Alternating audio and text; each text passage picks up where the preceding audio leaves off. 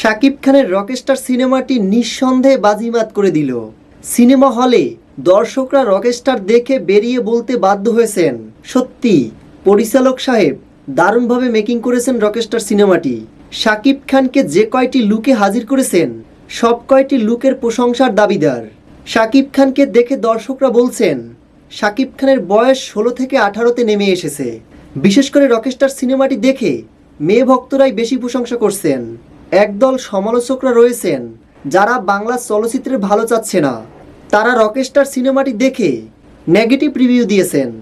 সম্প্রতি এই বিষয়টি নিয়ে শাকিব খান নিজেও কিন্তু কথা বলেছেন, আপনারা সে বিষয়ে অবগত আছেন।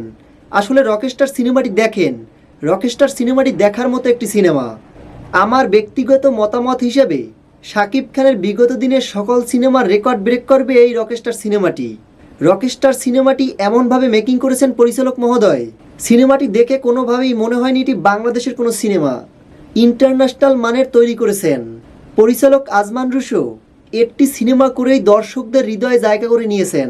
একটা বিষয় লক্ষ্য করলে দেখা যায় অনেক পরিচালক আছেন যারা 4-5টা সিনেমা করেও দর্শকদের মনে জায়গা করে নিতে পারেনি।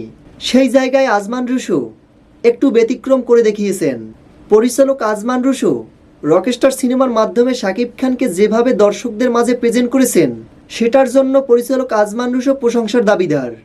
শাকিব খানের রকস্টার সিনেমাটি আপনারা যারা এখন পর্যন্ত দেখেননি, আপনার পাশের নিকটস্থ প্রেক্ষাগৃহে গিয়ে নিঃসন্দেহে রকস্টার সিনেমাটি দেখতে পারেন। ভালো লাগার মতো একটি সিনেমা।